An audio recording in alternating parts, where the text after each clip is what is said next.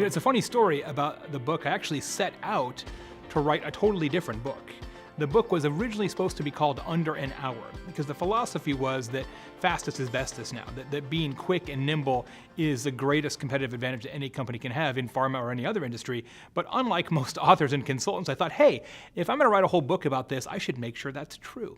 So I conducted this massive research project. We partnered with Edison Research, which is a very large attitude collection company, and we did this whole project on the science of complaint, who complains and where and why and how in America. And what we discovered is that speed actually isn't the most important thing. The most important thing is just showing up. 1/3 of all customer complaints today are never answered.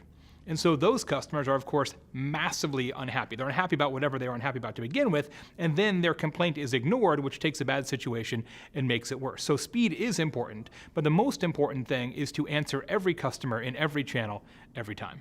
Customer service has been around since the time of Pompeii, and as a result, there's lots and lots of books about customer service, but most of them are about the sort of emotional intelligence side of customer service, the empathy side, and that's incredibly important. We talk about that in Hug Your Haters as well, but this is really the first modern book about customer service, because what we talk about in Hug Your Haters is the importance of new channels of customer communication. Customers increasingly are trying to interact with companies, pharma and otherwise, using Twitter, using Facebook, using Instagram, using Snapchat, using YouTube, using messaging bots, using apps, all these things that didn't used to be an issue. Look, for a long time, like for thousands of years, companies had it pretty easy when it comes to interacting with customers, because it was either face-to-face, phone, email, I guess maybe fax for a short period of time, but most of our customer interactions took place in private. Now, increasingly, and the research for the book proves this, more and more customer interactions are taking place in private, and that means that customer service has become a spectator sport. Lots of people can see how you treat customers, good or bad. With social media, and increasingly I think we all as consumers tend to more and more in many cases use social media as a contact mechanism, partially because we perceive it to be a better venue. It certainly happened for me where I've gotten poor service on the phone or via email and have chosen to then communicate to a brand on Twitter or Facebook or otherwise. And I think that happens more and more all the time. But what that creates for businesses, for brands in pharma and any other industry, is a real staffing challenge. Because now you have to figure out, okay, do the people that we have on the phone and the people we have answering emails, do we also train them to answer tweets or interact in Facebook, or do we get a whole different crew and train them differently and give them different managers and different roles and responsibilities? Much of the software that we use for customer service and incident tracking isn't cross-channel compatible, so the same software that you use to, say, manage your telephone call center isn't viable to manage social media interactions, so there's lots of disruption. And fundamentally, what social media has done is disrupted customer service in the exact same ways and for the exact same reasons that social media has disrupted marketing. It's the same cycle, it's just now applied to a different part of the business.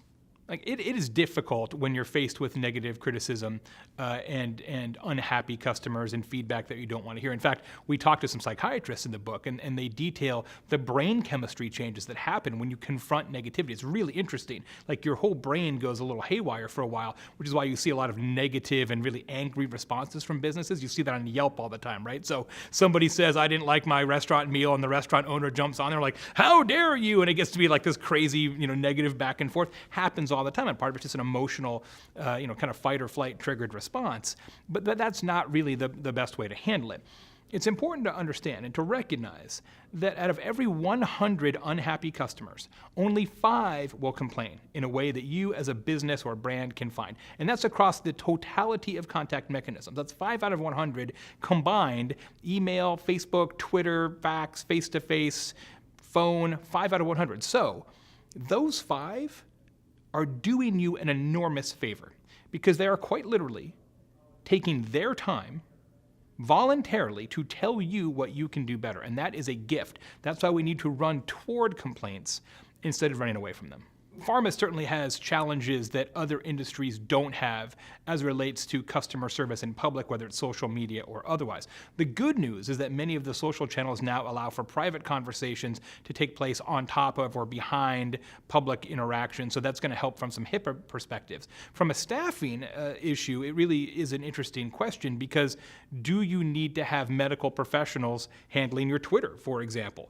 I think the answer is no. And the reason I say that is because in the research we did for the book, we discovered that pharma as an industry has a little bit more of a lag time. The expectations of customers for speed in pharma is not as acute as it is for a lot of other industries. So said another way, in pharma, you can get away with answering a tweet several hours later or maybe the next day, and you couldn't do that if you were an airline, for example. Consequently, what that allows pharma to do, at least for now, is to have somebody in the front lines who perhaps is not a medical professional, but can find all the tweets and Facebook posts and other things, forum posts, triage those, batch them, and then get somebody who's on the medical side of the team, get answers from them, and then triage it back to the customer. That handoff would be too laborious and take too long in many other industries, but in pharma, customers, at least today, will allow that to occur.